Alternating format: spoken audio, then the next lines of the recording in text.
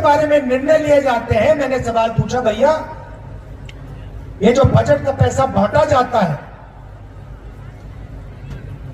इसमें आदिवासी लोग, पिछड़े लोग, दलित लोग कितने निर्णय ले रहे हैं? यह सवाल।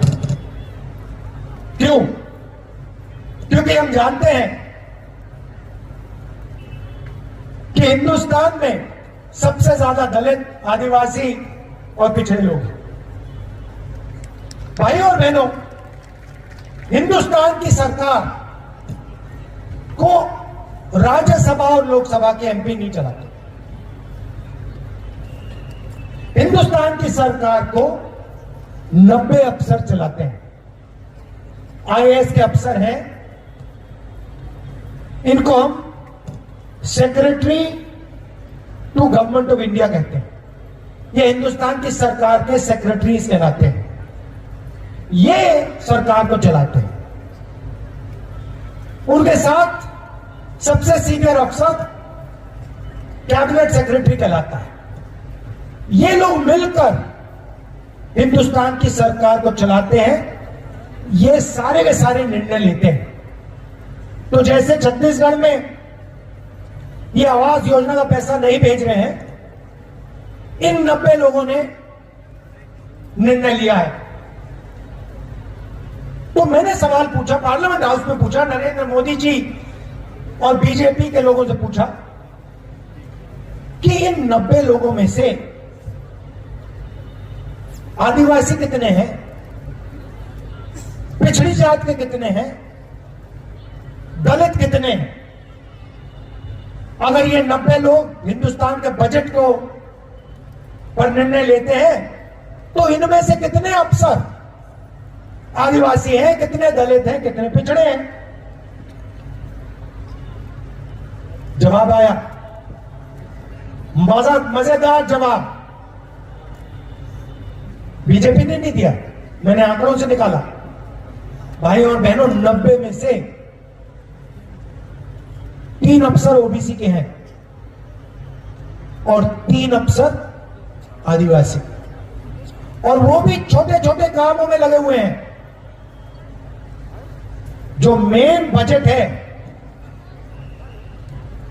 उसका सिर्फ 5% आदिवासी अफसर निर्णय लेते हैं। और अगर आपको 5% ज्यादा लगा तो फिर मैं आपको बताता हूं कि आदिवासी अफसर उसमें से 0.1% निर्णय लेते हैं। मतलब आपकी हिंदुस्तान की सरकार में कोई भागीदारी है ही नहीं।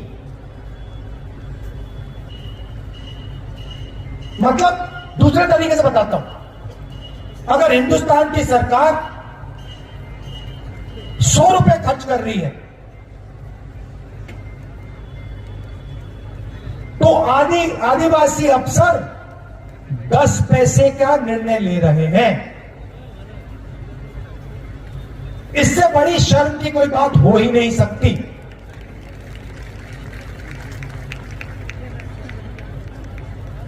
देश में आपकी आबादी 0.1% नहीं है भाई और बहनों। देश में ओबीसी की आबादी 5% नहीं है भाई और बहनों। यह सच्चाई मैं ढूंढ रहा हूं कि असलियत में आदिवासी कितने हैं, असलियत में ओबीसी कितने हैं, असलियत में दलित कितने हैं। और यह सच्चाई नरेंद्र मोदी जी हिंदुस्तान के आदिवासियों से, दलितों से और पिछड़ों से छुपाने की कोशिश कर रहे हैं। इनके भाषण सुनिए, हर भाषण में कहते हैं मैं ओबीसी हूं। अगर आप ओबीसी हैं, अगर आप ओबीसी की सचमुच में मदद करना चाहते हैं तो देश को बता दो देश में ओबीसी की आबादी क्या है, कितनी है। दूध का दूध, पानी का पानी हो जाएगा।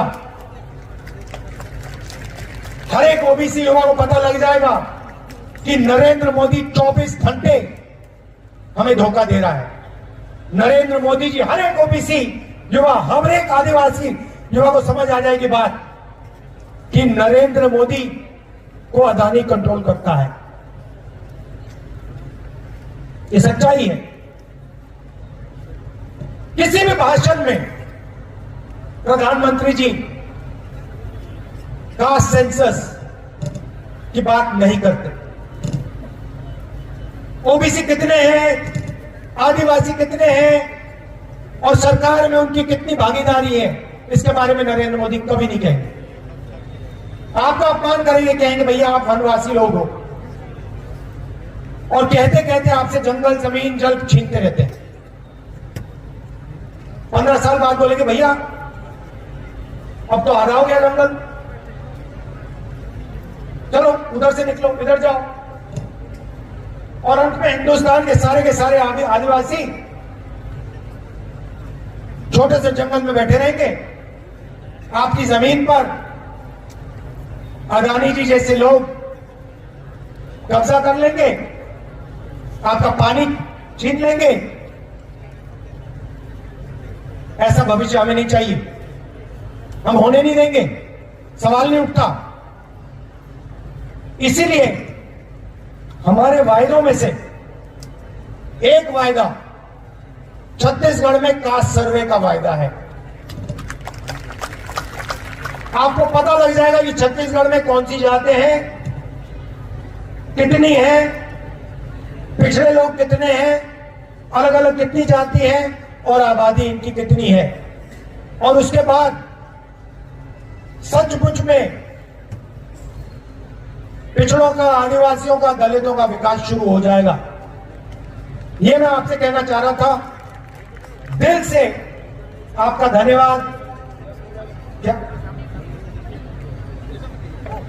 अच्छा, आखिरी बात, शायद आपके लिए जरूरी बात, मैंने अंग्रेजी की बात की और कहा कि हमने अंग्रेजी स्कूलों का एक जाल बिछा दिया है और इसको और फैला रहे हैं। मगर चुनाव के एकदम बाद हम एक और वायदा छत्तीसगढ़ की जनता के लिए पूरा करने जा रहे हैं।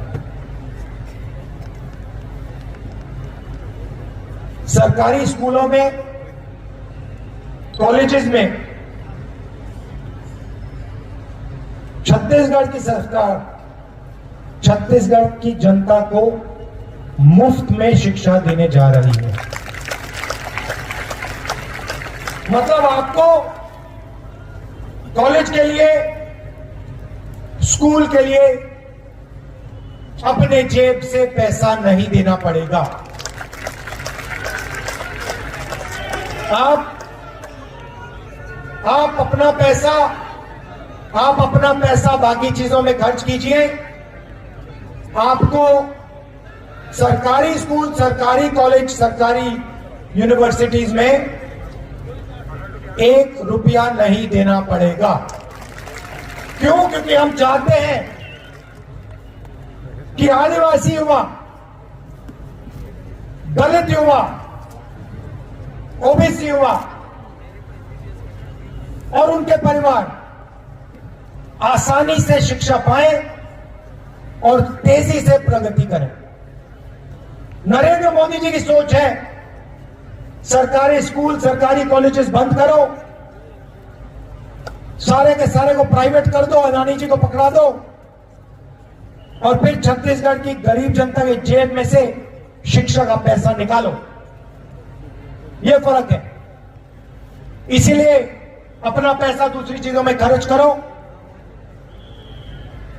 3,000 रुपए धान के लिए मिलेगा, 4,000 रुपए तेंदुपत्ता के लिए बोनस में मिलेगा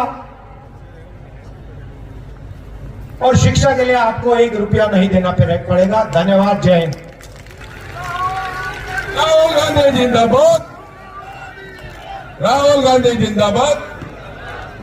हम सब राहुल गांधी जी के आभारी हैं कि हमें जिस प्रकार से पिछले समय ऋण माफी का आदेश दिया था, 25 रुपये खरीदने का दे दिया था धान का, फिर से सरकार बनाई है।